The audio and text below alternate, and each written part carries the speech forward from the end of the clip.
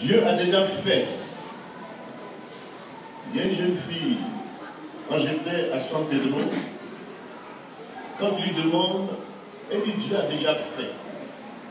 Puis ça m'étonne, quand elle rend témoignage, elle n'a pas encore vu certaines choses, mais elle rend témoignage en disant Dieu a déjà fait. Et effectivement, cette jeune fille s'est mariée dans l'église. Elle a marié un pasteur. Et aujourd'hui, Dieu les bénit abondamment. Dieu a déjà fait. Que ce soit ton nom ce matin.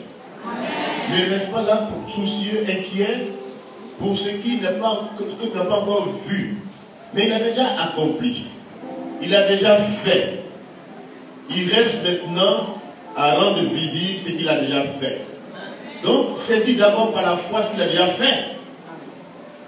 Tout ce que tu demandes à Dieu, au nom de Jésus-Christ, si tu crois et si tu le reçois, tu le verras s'accomplir dans ta vie. Saisis Jésus-Christ ce matin.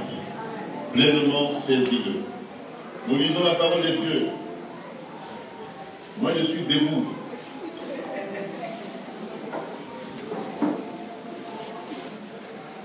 Dans la semaine, j'ai fait le sport 3 fois. J'ai fait presque 10 km. Je grimpe les montagnes. Je cours, je fais au footing. Quand je me vois, on dirait je donne. Alléluia. Donc, je suis étonné de voir les jeunes, nos enfants qui sont faibles aujourd'hui. Sois forts ce matin. Alléluia. Nous lisons Philippiens, le chapitre 3. Philippiens, chapitre 3. Nous lisons avec respect la parole du Seigneur. Après Éphésiens. Vous avez Galates, Éphésiens et Philippiens. Avant Colossiens. Philippiens, le chapitre 3. Nous allons lire tout le chapitre.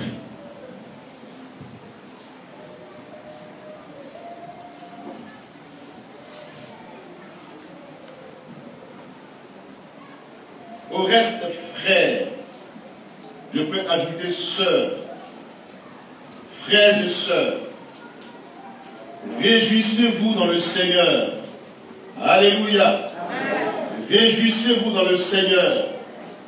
Au chapitre 4, il dit, je le répète, réjouissez-vous toujours, tous les jours, réjouissez-vous dans le Seigneur. Je ne me lasse point de vous écrire les mêmes choses. Et pour vous, cela est salutaire. Prenez garde, c'est très fort cette parole, prenez garde aux chiens. On ne sait pas pourquoi l'apôtre Paul parle de manière dure ce matin, mais c'est significatif. Vous allez bien comprendre cela tout à l'heure. Prenez garde aux mauvais ouvriers. Prenez garde aux faux circoncis. Car les circoncis, c'est nous qui rendons à Dieu notre culte par l'Esprit de Dieu, qui nous glorifions en Jésus-Christ et qui ne mettons point notre confiance en la chair. Moi aussi, cependant, j'aurais sujet de mettre ma confiance en la chair. Si quelqu'un croit pouvoir se confier en la chair, je le puis bien davantage. Moi, circoncis le 8e jour, de la race d'Israël, de la tribu de Benjamin, hébreu né d'hébreu, quant à la loi pharisienne, quant aux ailes persécuteurs de l'Église, irréprochables à l'égard de la justice de la loi. Mais ces choses qui étaient pour moi des gains, je les ai regardées comme une perte à cause de Christ. Et même je regarde toutes choses comme une perte à cause de l'excellence de la connaissance de Jésus-Christ, mon Seigneur, pour lequel j'ai renoncé à tout. Je les regarde comme de la boue, afin de gagner Christ, et d'être trouvé en lui, non avec ma justice, celle qui vient de la loi, mais avec celle qui s'obtient par la foi en Christ, la justice qui vient de Dieu par la foi. Ainsi je connaîtrai Christ et la puissance de sa résurrection et la communion de ses souffrances en devenant conforme à lui dans sa mort pour parvenir, si je puis, à la résurrection d'entre les morts. Ce n'est pas que j'ai déjà remporté le prix ou que j'ai déjà atteint la perfection, mais je cours pour tâcher de le saisir, puisque moi aussi, j'ai été saisi par Jésus-Christ. Alléluia. J'ai été saisi par Jésus-Christ. Frère, je ne pense pas l'avoir saisi, mais je fais une chose, oubliant ce qui est en arrière et me portant vers ce qui est en avant, je cours vers le but pour remporter le prix de la vocation céleste de Dieu en Jésus-Christ. Nous tous donc, qui sommes des hommes, faits, ayons cette même pensée. Et si vous êtes en quelque point de notre avis, Dieu vous éclairera aussi là-dessus. Seulement, au point où nous sommes parvenus, marchons des mêmes pas. Alléluia. Soyez donc mes imitateurs, frères et sœurs, et portez les regards sur ceux qui marchent selon le modèle que vous avez en nous, car il en est plusieurs qui marchent en ennemis de la croix de Christ. Je vous en ai souvent parlé. J'en parle maintenant encore en pleurant. Leur fin sera la perdition. Ils ont pour Dieu leur ventre. Ils mettent leur gloire dans ce qui fait leur honte. Ils ne pensent qu'aux choses de la terre. Mais nous sommes citoyens des cieux. Alléluia. Nous nous attendons aussi comme Sauveur et Seigneur Jésus-Christ, qui transformera le corps de notre humiliation en le rendant semblable au corps de sa gloire par le pouvoir qu'il a de s'assujettir toutes choses. Que Dieu bénisse sa parole. Amen. Amen.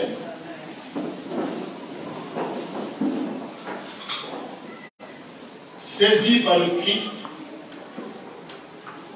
je dois chercher à mieux le connaître pour mieux le servir.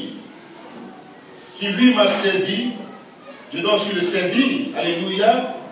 Si je sais qu'il a fait de grandes choses pour moi, hier, aujourd'hui, ce qu'il fera encore sera encore plus grand. Donc aujourd'hui, je dois saisir le pont de sa mort, puisque lui, il m'a saisi. L'apôtre Paul, dont il est question, l'auteur de cet écrit, de cette épître, Paul, d'abord, le contexte dans lequel il se trouvait, c'est un prisonnier. Et on est étonné que dans ce livre, il répète toujours le mot joie. Pourtant, lui, il est en prison. En prison à Rome. Vous vous souvenez, quand l'apôtre Paul a fondé cette église, dans Actes chapitre 16, quand il est allé au bord d'une rivière et qu'il a croisé un groupe de femmes, Lydie, la vendeuse de poupes, c'est une femme qui était disposée à recevoir l'évangile, qui a été baptisée avec sa famille.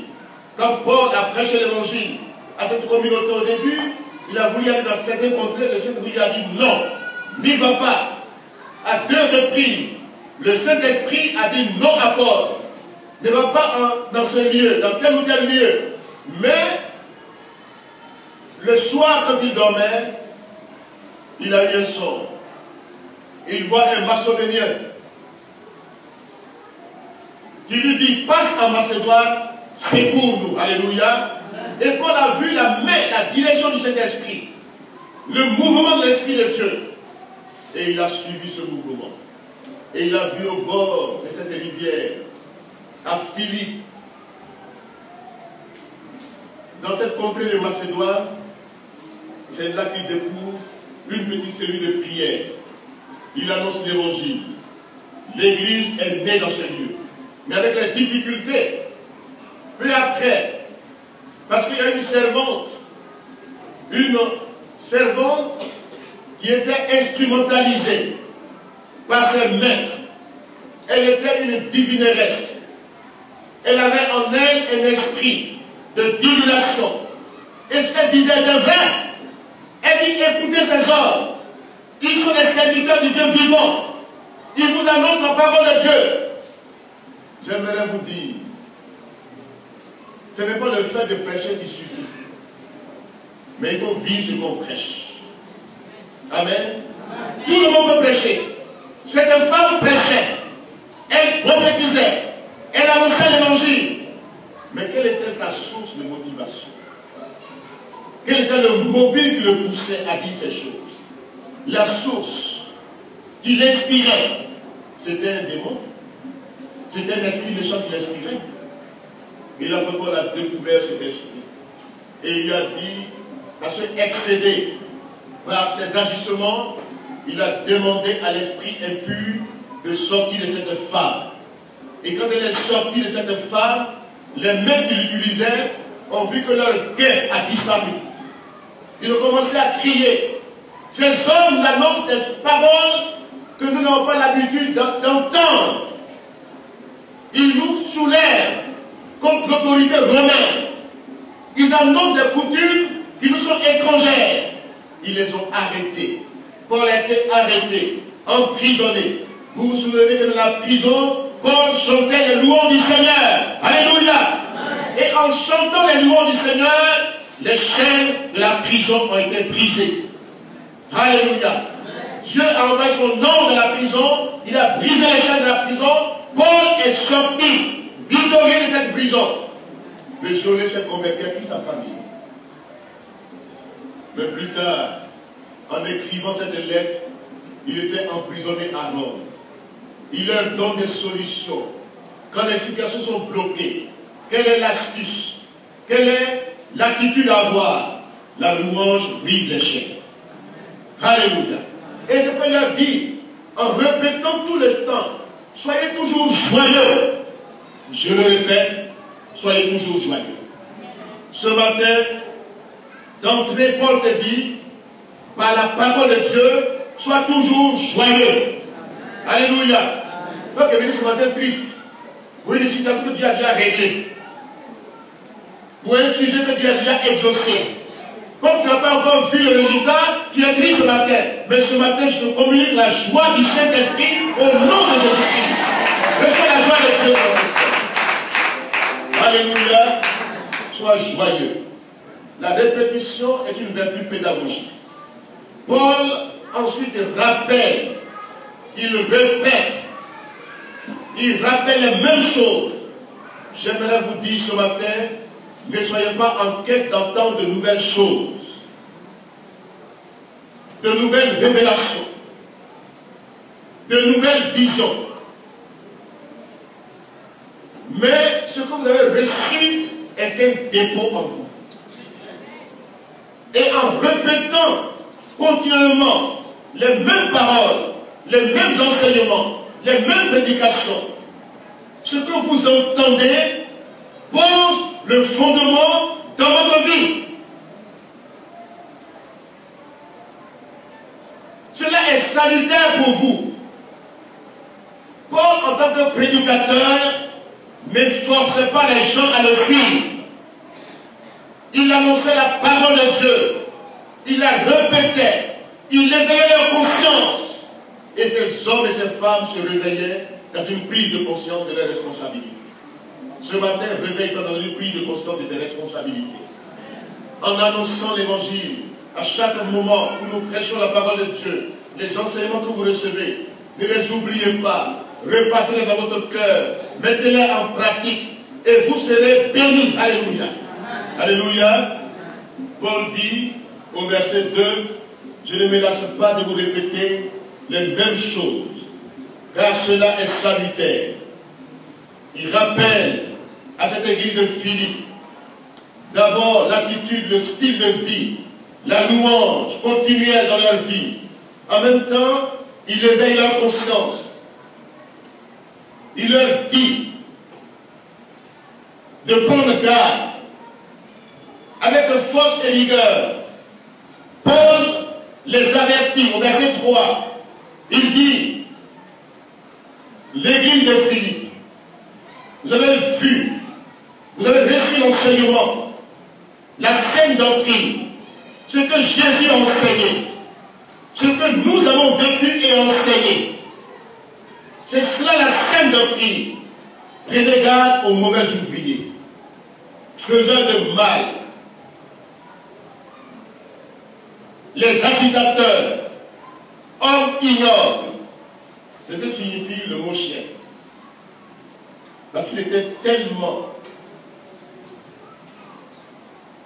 que Paul, cette église qu'il a fondée, voit des gens qui judaïsent, qui enseignent la circoncision comme étant un moyen de salut, et qui viennent pour troubler l'église, qui viennent pour imposer les doctrines étrangères à cette communauté, la pratique de la loi, de la justice, comme étant solution pour le salut. Or, c'est par la foi que nous sommes sauvés. Alléluia. Par le moyen de la grâce de Dieu.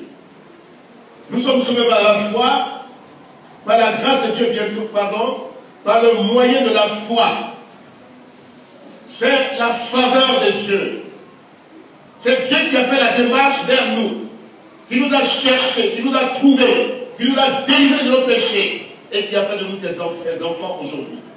C'est Dieu qui a fait tout l'effort. C'est Dieu qui a fait tout l'effort.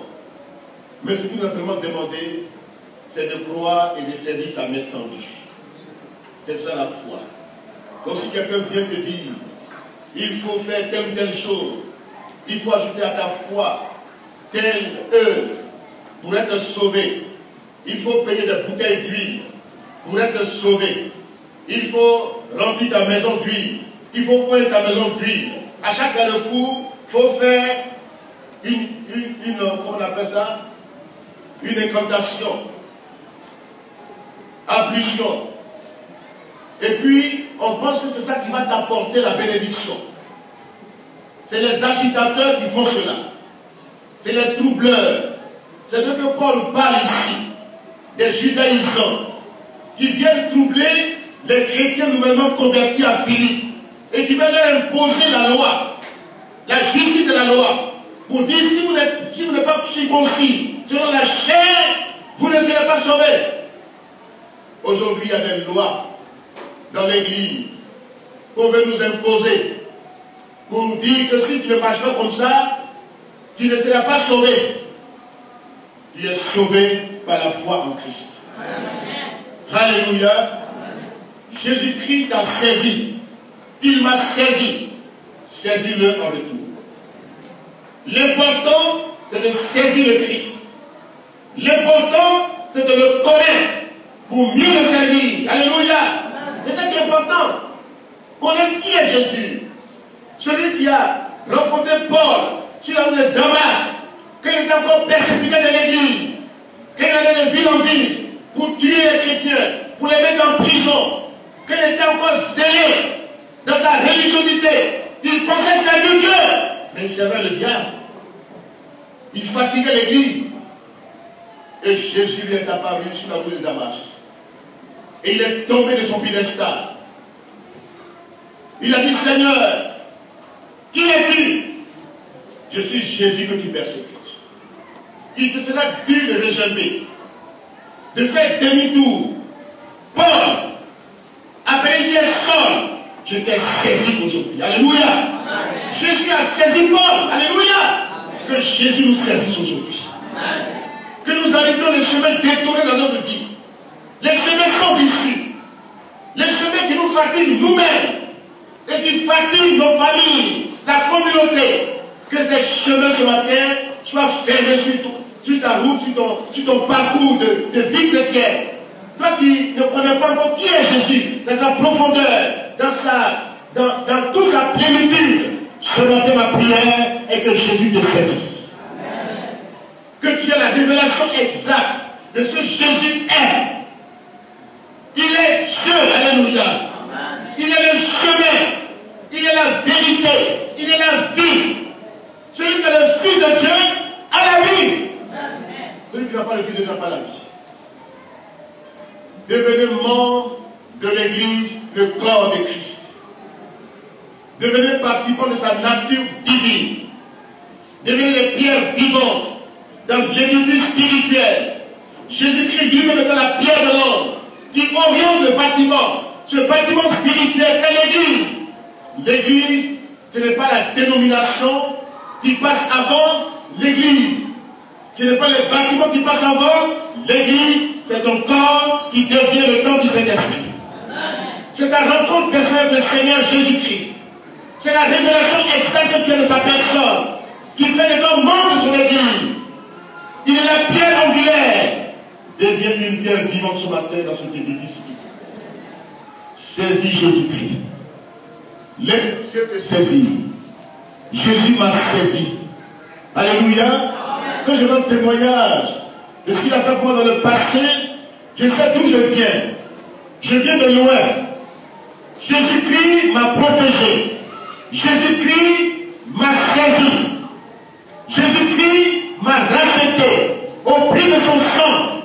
Je ne savais pas ce qu'il avait fait pour moi hier, mais il m'a poursuivi par son amour, il m'a saisi. Il a fait de moi son enfant. Jamais je ne le lâcherai. Jamais je ne l'abandonnerai. Je sais ce qu'il a fait pour moi. Et les petites choses qui sont devant moi sont insignifiantes. Ce n'est pas pour ça que je vais m'inquiéter. Au contraire, cela me pousse à aller en eau profonde avec lui, à le saisir. Alléluia. Puisqu'il m'a saisi aux agitateurs, aux ignobles, Paul veut réellement avec cette église à s'orienter vers celui qui les a rachetés dans une vraie circoncision. Alléluia. Ce n'est pas la circoncision de la chair, mais la circoncision de l'esprit. Que l'esprit opère dans les cœurs. Un cœur circoncis est un cœur délivré. Alléluia. Un cœur circoncis est un cœur délivré. Es-tu circoncis ce matin? Toi qui m'entends ce matin? Parce que les gens comprennent seulement la loi, la justice de la loi, les choses de manière religieuse. Et leur cœur est loin de Dieu.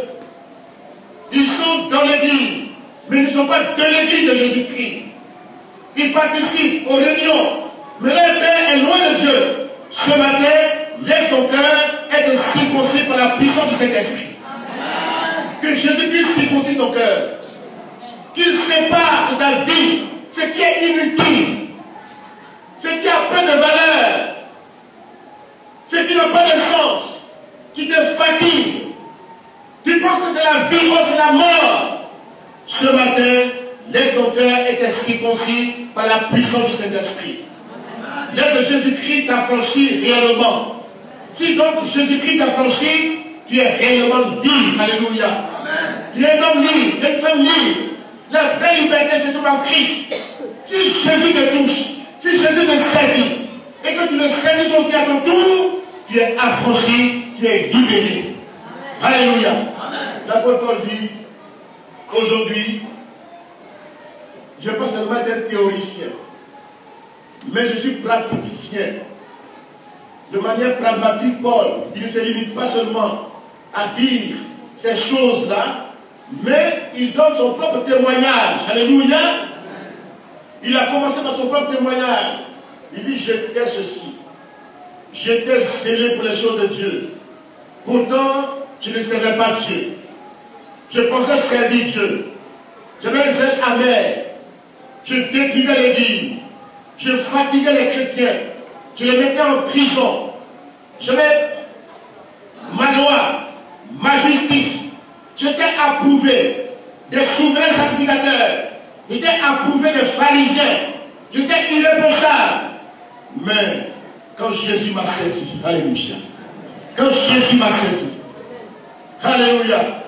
Quand Jésus t'a saisi, les choses qui ont de la valeur à tes yeux pâlissent de jour en jour à tes yeux. Parce que Jésus t'a saisi. L'apôtre Paul continue en disant, si réellement Jésus vous a saisi, si votre cœur est réellement circoncis, si le Saint-Esprit a fait son œuvre en profondeur dans votre vie, vous allez quitter cette prétendue vie superficielle. Faire des choses qui tape l'œil seulement. Du tape à l'œil. Des apparences trompeuses. D'une justice qui est devant les hommes, qui vient même des hommes. Une justice humaine. Ainsi Paul leur dit, la justice qui vient de Dieu, cette justice s'obtient par la foi. Alléluia. Donc il y a deux justices. Il y a la justice légaliste, troublante, qui fatigue l'Église. Et il y a la justice de Dieu qui libère l'Église. Alléluia. Quelle justice avons-nous aujourd'hui dans la communauté? Est-ce une justice légaliste? Fait des doctrines humaines? Fait des lois humaines? Ou bien la justice selon Dieu qui s'obtient par la foi?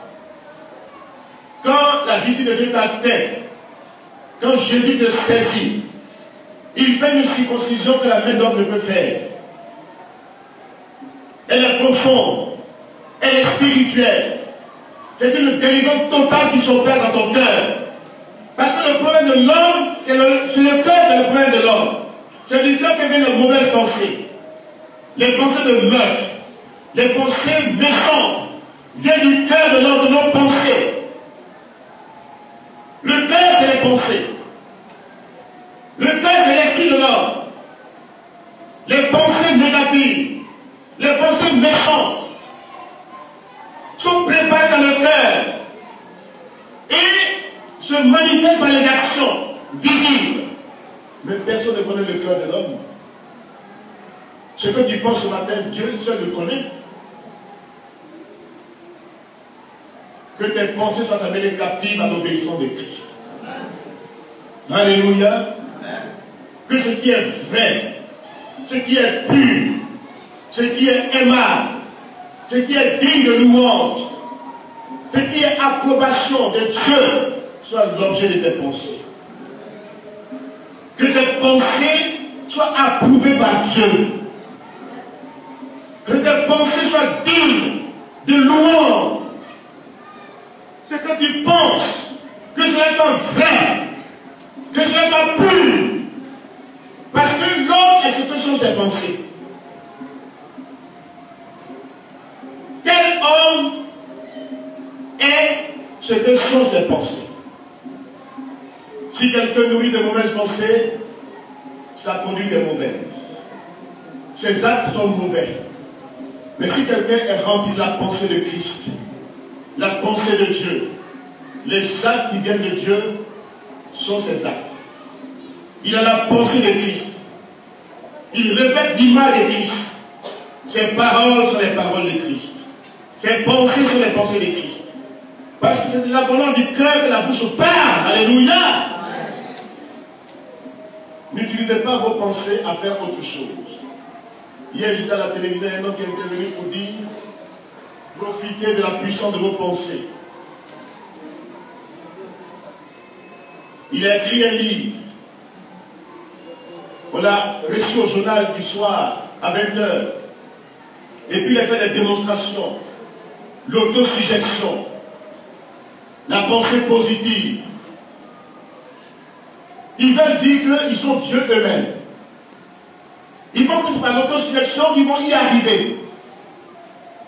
Par les pensées qu'ils nourrissent. Je pense à ça, je dis ça, ça va se réaliser. C'est pas ça la foi. Ça c'est dire que tu es Dieu. Oh, tu es mortel. La foi, c'est la confiance totale en Dieu. Ce n'est pas la foi de notre foi, mais c'est la foi en Dieu. La déification de l'homme est une rébellion contre l'autorité de Dieu. Quand on pense qu'on a réussi, on a fait cela par la puissance de nos pensées, on oublie que c'est Dieu qui a permis que sa chose se réalise dans notre vie. Pour nous montrer sa puissance. Ce matin, que nos proclamations ne soient pas des proclamations vides dans notre vie. Il y en a qui proclament, ils prennent de l'autosuggestion, ils ont des pensées, ils pensent qu'il faut avoir ces pensées-là. La méthode de couer que les gens enseignent dans les sectes pernicieuses, cette méthode d'autosuggestion n'est pas la foi. La foi, c'est la confiance totale dans ce Dieu vivant. C'est s'attendre à Dieu, à son intervention. Alléluia. Que la justice de Dieu t'atteigne ce matin. Que la foi en Dieu t'atteigne ce matin. Place ta confiance totale en Dieu. Et la foi qui vient de Dieu, une ferme assurance, une démonstration, c'est une foi qui transforme les montagnes. Confiance en ce Dieu tout-puissant. Et devant la grandeur de Dieu, toute situation est une petite montagne. Vois ce matin la grandeur de Dieu dans ta vie. Alléluia. L'apôtre Paul continue en donnant ce qu'il a été. Et quand Jésus l'a saisi, voyez les effets dans sa vie. Il dit ces choses qui constituaient à mes yeux un gain, au verset 7. Quand Jésus l'a saisi, il dit, Christ m'a saisi, au verset 12. Christ m'a saisi. Je veux aussi le saisir. Saisi par Christ, l'important pour moi, c'est Christ. Alléluia. Qu'est-ce qui est important dans ta vie aujourd'hui? Qu'est-ce qui est important dans ta vie aujourd'hui? Si vraiment tu es saisi par Christ, Christ sera l'important de ta vie. L'important pour toi serait Christ. La priorité des priorités dans ta vie serait Christ. Le connaître. T'identifier à lui. Dans sa mort. Dans sa résurrection. Mieux le connaître. Et pour mieux le connaître, quand Jésus te saisit les effets qui se manifestent dans ta vie, c'est que les choses qui étaient pour toi hier, qui considèrent pour toi hier des gains, les choses qui avaient de la valeur pour toi hier, sont aujourd'hui de moindre valeur par rapport à ce don précieux qu'est Christ. Alléluia. Est-ce que Jésus-Christ est la valeur de ta vie aujourd'hui? Est-ce que l'important pour toi c'est Christ aujourd'hui? Ou bien tu as d'autres gains, tu as d'autres valeurs? Ce matin, laisse Jésus-Christ te saisir. Les choses que tu considères comme de la valeur, même souvent le péché a de la valeur à nos yeux. N'est-ce pas vrai? Quand on n'est pas saisi par Christ, quand on vit dans le péché, on dit je fais ma vie. Demandez ça aux jeunes, ils boivent, ils se drogent, ils vivent dans le désordre. Ils vous diront ils font leur vie. C'est leur temps. Ils vivent leur vie à 100 heures. Pourtant c'est la mort. Mais quand Jésus te saisit, quand il voit ces choses qui hier avaient de la valeur à tes yeux, ces choses deviennent de la boue à tes yeux aujourd'hui. N'est-ce pas vrai? Pour tout ce que Jésus saisit réellement, les choses qu'ils considèrent pour eux des gains, ces choses perdent leur valeur par rapport à Christ aujourd'hui. L'important dans leur vie, c'est Christ. Alléluia. Je considère désormais comme une perte les honneurs, les intérêts, la position, le prestige, le savoir, le pouvoir, l'avoir, comparé à Christ, c'est de la boue. Alléluia. C'est de la boue. Lutter pour les choses éphémères, pour les choses passagères, pour les choses de moindre importance. Quand on n'a pas encore saisi par Jésus-Christ, ces choses ont de la valeur à nos yeux. Mais quand Jésus nous saisit, il y a un renversement de priorité dans notre vie. N'est-ce pas vrai? Il y a un renversement. Les échelles de valeur changent. Tu étais attiré par des échelles de valeur négative. Le monde, ses attraits, le plaisir, la poursuite du gain terrestre, des intérêts égoïstes. Pour ça même, tu peux faire du mal à quelqu'un. Parce que pour toi, c'est de la valeur. Les titres ronflants, gonflants ne sont rien par rapport à Christ dans ta vie. Alléluia. J'ai renoncé à tout. Les honneurs humains, le prestige, Je vais même plus loin. Le dit Paul au verset 8. Tout ce à quoi je pourrais me confier, même les puissants de ce monde, les hommes puissants de ta famille, dans ton clan, les hommes sur lesquels tu peux compter pour décanter une situation, ces hommes-là, par rapport à la puissance et à l'intervention de Christ, sont de bonne valeur. Alléluia. Alléluia. Amen. Il dit, je les considère comme une perte à cause de ce bien suprême, précieux, excellent, la connaissance de Jésus-Christ mon Seigneur. À cause de lui, j'ai accepté de perdre tout cela. Je n'ai plus de contraintes humaines. Alléluia. Je suis libre.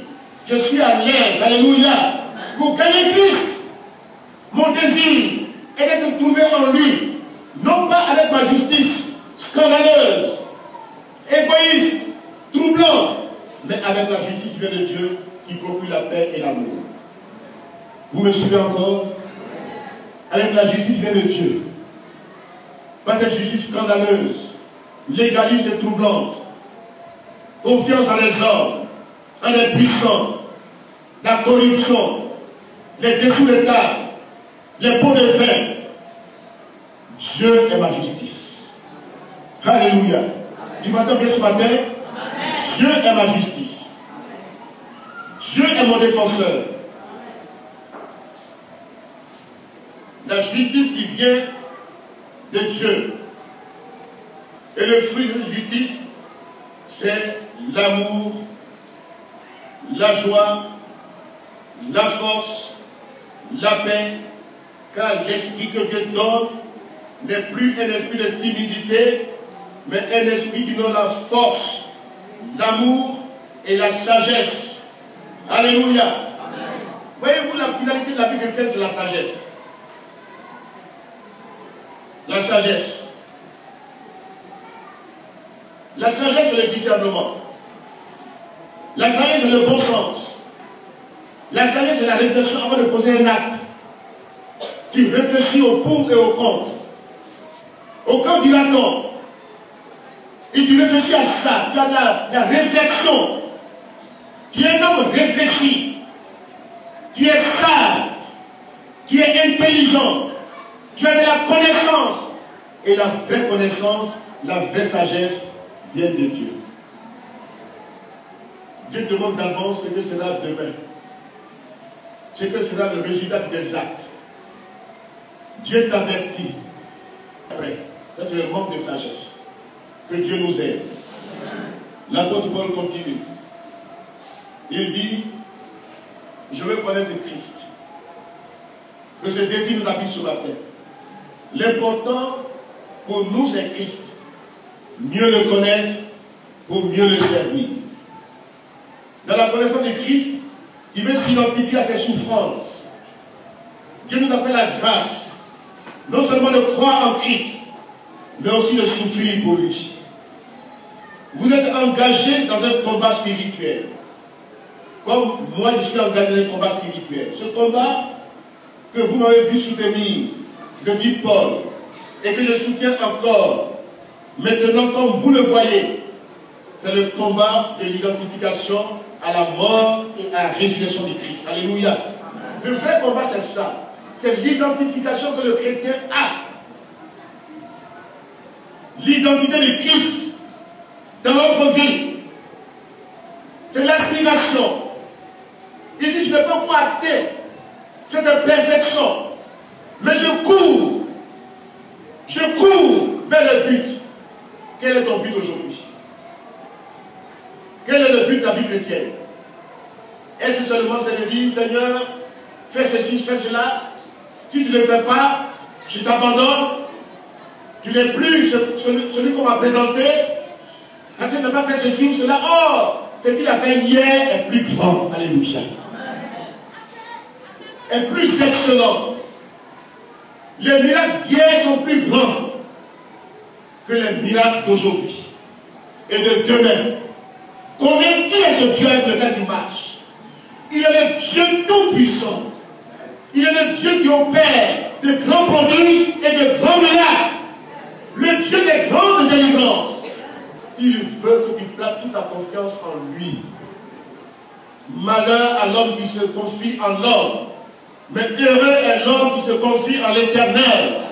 Il le voit. Il sait où il va. Il n'est pas dans les ténèbres, dans l'obscurité. Il n'est pas téléguidé. Il n'est pas instrumentalisé. Il sait qu'il a cru. Alléluia. Connaissez Jésus. Connaissez qui est Jésus. Donc dans la vie chrétienne, cloche des deux côtés.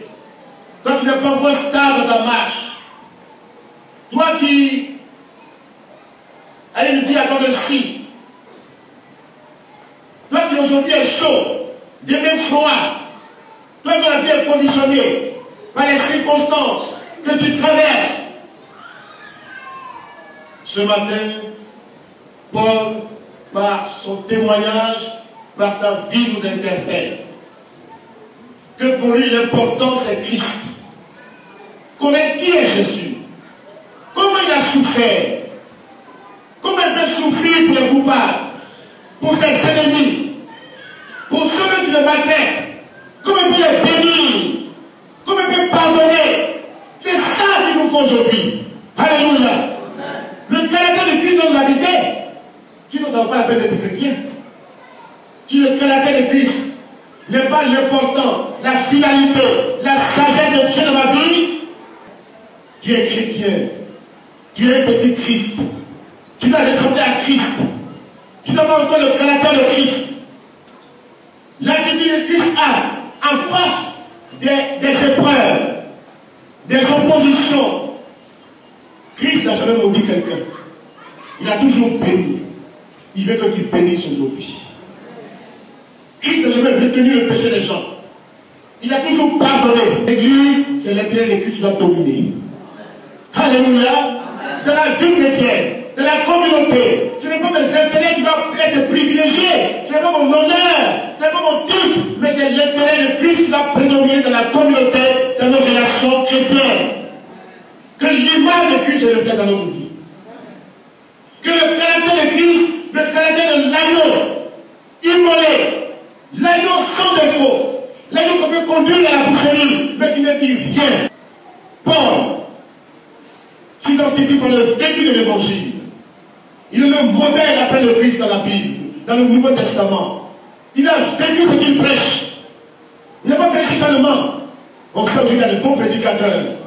Quand on les entend, ils savent bien prêcher. Ils savent bien enseigner. Ils savent bien dire les choses. Ils ont appris cela à l'école publique, dans l'homilétique. Dans 1 Corinthiens, le chapitre 9, le verset 24 à 27, il dit: je cours. Pas comme quelqu'un qui court, qui va à l'aventure. Non. J'ai un but.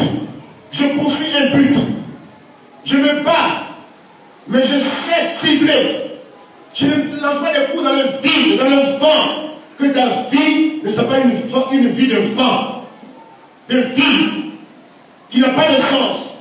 Qui ne sait pas où il va. Même dans le monde, ceux qui réussissent aujourd'hui, ils ont un but dans leur vie. Ils ont un objectif qu'ils veulent atteindre. Ils ont une vision. Ils ont des stratégies pour atteindre cette valeur. Des menteurs même. Mais ceux qui vivent comme Paul vit, soyez mes imitateurs. Moi, je suis venu les combats. Imitez mon exemple. Alléluia. Marchez sur les traces de ceux qui reflètent l'image de Jésus-Christ. Nous vivons les derniers temps, des temps difficiles, où Satan va instrumentaliser les gens, qui vont même produire des signes miraculeux, qui vont même dire des choses qui sont vraies, comme cette pythoniste, cette femme divineresse. Elle dit des choses vraies, mais est-ce que c'est le Seigneur qui parlait au travers d'elle? C'était un esprit de python qui l'habitait. Quand les voix Jésus qui prêchaient l'évangile, les faux prophètes, les faux ministères, les faux apôtres, les faux serviteurs de Dieu, apparemment, ils séduisent les gens. Ils parlent bien, mais dans les actes, dans la pratique, ils sont loin de ce qu'ils disent. Imitons les frères des hommes de la Bible. Imitons ceux qui donnent le vrai modèle à l'image de Christ. Ce matin, que l'important pour toi soit de connaître Christ. L'important de ta vie soit de connaître Christ. Cours vers ce but. C'est une vocation. Quelle est ta vocation aujourd'hui? Quel est le but de ta vie chrétienne? Est-ce que tu viens ici seulement pour avoir des choses qui sont passagères, ou bien tu viens pour obtenir la vie éternelle? Alléluia. Tu viens ici pour que, en fin de compte, le jour où tu vas rendre compte, le jour des récompenses qui arrivent, que tu sois récompensé, que Dieu t'apprécie au dernier jour, que Dieu te dise, bon et fidèle serviteur, entre la joie de ton maître. Alléluia. Il y a des gens qui diront, Seigneur, j'ai fait ceci en ton nom, j'ai chassé les démons, j'ai prêché l'évangile. Il va leur dire, arrière de moi, vous qui commettez l'iniquité, que ces prophéties négatives ne se réalisent pas sur notre vie aujourd'hui. Réalisez les prophéties positives de la parole de Dieu. Vivez l'évangile. Ayez un bon témoignage. Soyez le sel et la lumière de ce monde. Le monde qui est fatigué, le monde qui va à la dérive, a besoin de poteaux indicateurs, a besoin de références. Un monde où il n'y a plus de référence. L'Église doit être la référence de ce monde. L'Église ne doit pas perdre sa saveur. L'Église ne doit pas prendre les mêmes systèmes que le monde utilise en politique. L'Église est la colonne et l'appui de la vérité. Alléluia. C'est ça l'Église. Nous devons apprendre à bien nous conduire dans la maison de Dieu, à marcher selon le modèle. Jésus est notre modèle. Si quelqu'un ne marche pas selon le modèle de Christ, je ne le suis pas. Dites Amen. Si quelqu'un il enseigne bien, il prêche bien, il dit de bonnes choses, mais sa vie contredit ce qu'il dit, il n'est pas en conformité avec l'écrit, je ne marche pas. Vaut mieux obéir à Dieu qu'à l'homme. Dites Amen maintenant. Obéissons à Dieu. Marchons sur la parole de Dieu. Nous faisons le temps d'influence négative. Marchons selon la parole de Dieu. Vous m'entendez bien ce matin? Et pour terminer, Paul dit ceci. Il dit, j'ai un but. Je cours vers ce but. J'ai une vocation qui vient du ciel. Et je vais retourner vers le ciel pour m'unir à Christ, qui va changer ce corps qui est accessible à la corruption. Ce corps qui est pourrissable. Il va me donner un corps glorieux. Alléluia. Je serai semblable à lui. Je le connaîtrai comme il le connaît maintenant. Alléluia. Cette espérance vivante doit nous habiter chaque jour. Et tous ceux en qui réside cette espérance vivante et glorieuse comprennent ce que Paul dit à la fin. Alléluia. Il dit, nous tous donc, qui sommes adultes, spirituellement parlant, qui avons compris ces choses, qu'il a détaillées, par son propre témoignage, par le but, l'important pour lui c'est Christ. Et le but final, c'est son union avec Christ, qui changeait ce corps accessible au péché, ce corps corruptible, en un corps incorruptible, un corps glorieux. Tous ceux qui ont cette espérance en eux vont comprendre ces versets qu'il a dit finalement. Verset 15. Vous me suivez? Philippiens 3. Le verset 15 à 17. Nous tous donc, qui sommes des hommes faits, qui avons atteint la maturité spirituelle, qui en ont donné les preuves de cette maturité, ayons cette même pensée. Et si vous êtes en quelque point de la vie contraire, Dieu vous éclairera. Alléluia. Seulement au point où nous sommes parvenus, marchons des mêmes pas. Alléluia.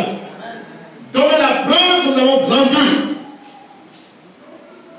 On peut vieillir dans l'église sans avoir grandi dans la foi. On peut être un vieux chrétien et puis être un enfant spirituel.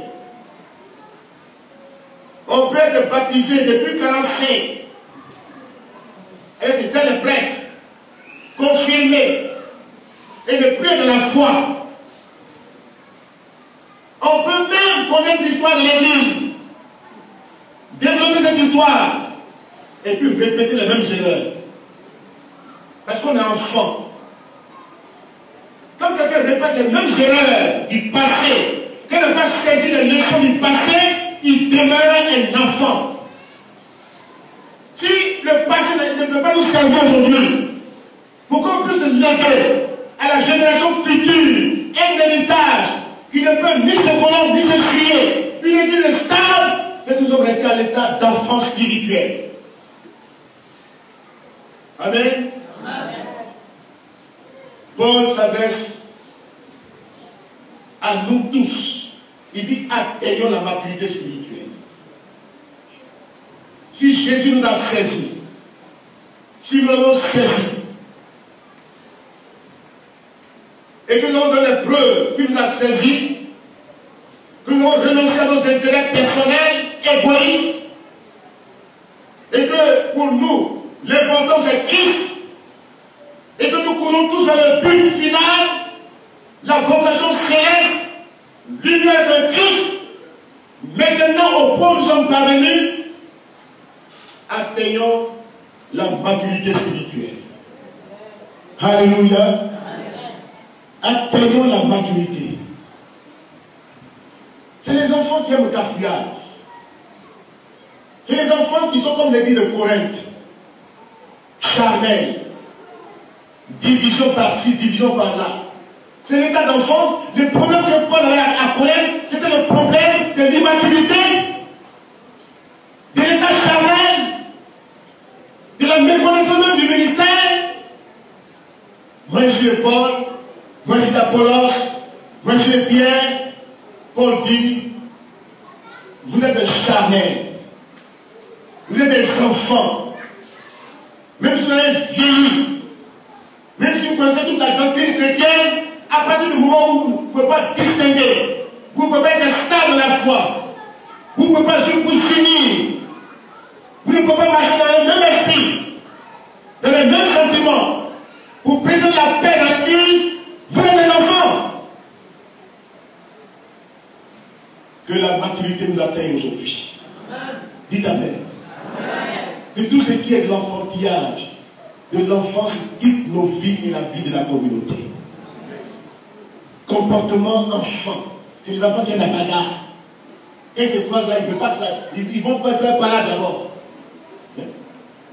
Ils vont faire par là d'abord. On va venir les séparer. Ils veulent faire cafouillage d'abord. Les enfants, ce qu'ils connaissent, c'est cafouillage.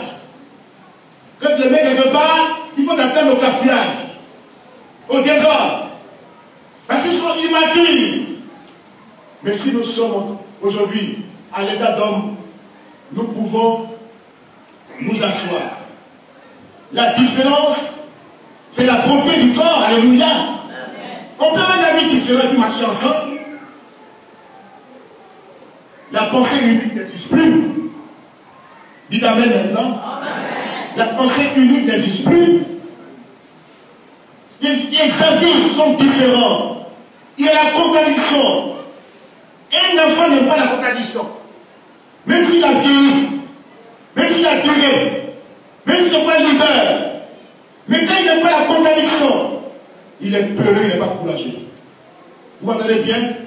Il va se défendre. Il va défendre ses intérêts. Il se sent menacé. Mais un homme, il est serein. Il est serein. Alléluia. Alléluia. Un homme est serein. Même il a même la contradiction. Les oppositions même l'arrangent.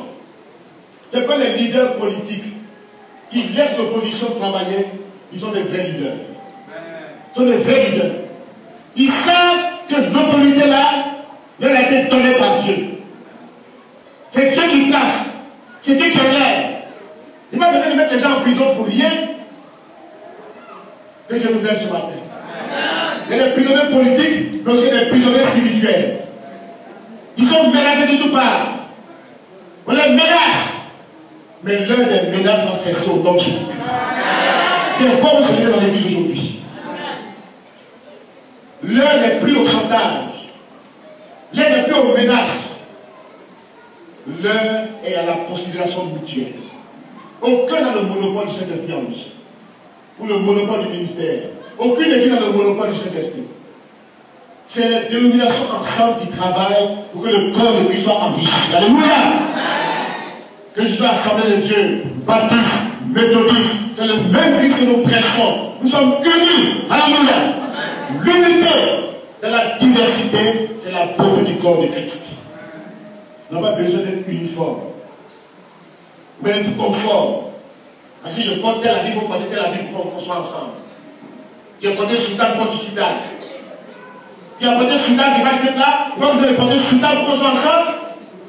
Tu as porté foulard, je porte foulard. L'unité est spirituelle. Le même Seigneur, le même Esprit, le même Dieu, la même grâce, le même salut nous unit. Nous sommes connectés en Christ. C'est une connexion spirituelle. Ce n'est pas un effort humain pour mettre les gens dans son moule, pour les téléguider, pour les instrumentaliser. L'heure est venue pour que nous soyons matures. L'Église a besoin de la maturité aujourd'hui. Il y a longtemps, nous sommes comportés comme les Corinthiens. Désordre par-ci, division par-là. Cela s'arrêtait au nom de Jésus-Christ. Ça doit s'arrêter un jour. Pourquoi on traite des sectes déjà désordonnés?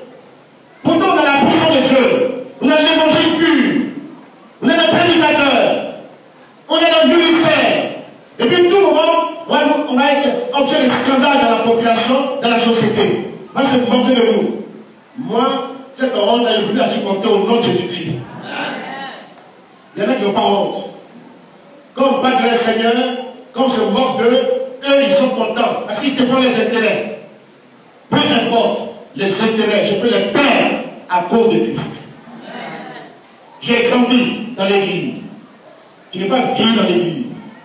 J'ai grandi. Mais beaucoup n'ont pas grandi. Que Dieu nous aide ce matin. Paul dit, on peut avoir des avis différents et puis être ensemble. Alléluia. C'est ça l'église. C'est ça la maturité. La capacité de discuter, de s'asseoir, de parler ensemble, de trouver des solutions aux problèmes posés. À la conférence de Jérusalem, les apôtres sont réunis. Ils sont assis dans les problèmes posés dans l'église. On s'assoit. On ne court pas par-ci par-là. On ne court pas par-là pour crier sur les toits. Parce que quand on crie comme ça, c'est les intérêts. On veut que les intérêts soient menacés. Mais quand on sait que c'est les intérêts de Christ, on veut sauver l'église, on aime l'église. Quand une situation est posée, on s'assoit comme la conférence de Jérusalem dans Actes chapitre 15, ils ont trouvé des solutions à ce qui était posé. Ils sont entendus. Les avis étaient différents, mais l'essentiel, c'est Jésus-Christ. Alléluia. L'essentiel, c'est Jésus-Christ. Ce qui ont joué l'essentiel dans cette communauté, c'est Jésus-Christ. Ce n'est pas moi. Chacun de vous est important aux yeux de Dieu. Chacun de vous a la valeur aux yeux de Dieu. Chacun a son avis qu'il peut apporter pour construire la maison de Dieu. Au point où nous sommes parvenus, mes frères et sœurs, marchons ne même pas. L'unité est un facteur de développement de l'œuvre de Dieu.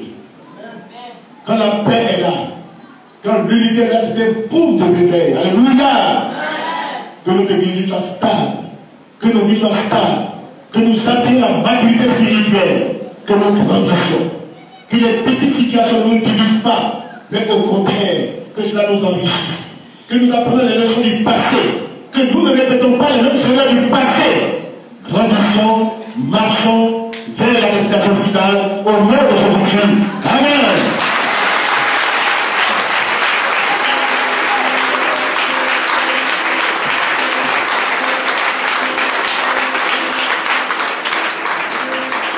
venir les deux ensemble dans le porte du Seigneur. Ce matin, Dieu nous interpelle. Dieu nous interpelle ce matin. Il nous avertit en même temps de prendre garde, de nous réjouir en tout moment de toutes les situations que nous traversons, que notre foi soit inébranlable en Christ, que nous grandissions, que nous discernions, que nous soyons sages, que nous soyons dans le bon sens, dans la réflexion, que nous marchions en défendant les intérêts de Christ, l'honneur de Dieu. Les scandales peuvent arriver, mais malheur pas que le scandale arrive. Que nous ne soyons pas des objets de scandale dans la maison de Dieu. Que nous apportons la paix. Recherchons la paix avec tous. Et la sanctification. Sans laquelle personne ne verra le Seigneur. La paix est un facteur de délivrance de la maison de Dieu, du peuple de Dieu. Là où il y a la paix, il y a le développement. L'église était en paix. Quand Paul s'est converti, elle s'agrandissait, elle s'accroissait sous l'assistance du Saint-Esprit. Parce que le troubleur a été arrêté. Il a été saisi. Que Jésus-Christ saisit tous les troubleurs aujourd'hui. Et que la paix revienne dans sa maison au nom de Jésus-Christ. Prions le Seigneur.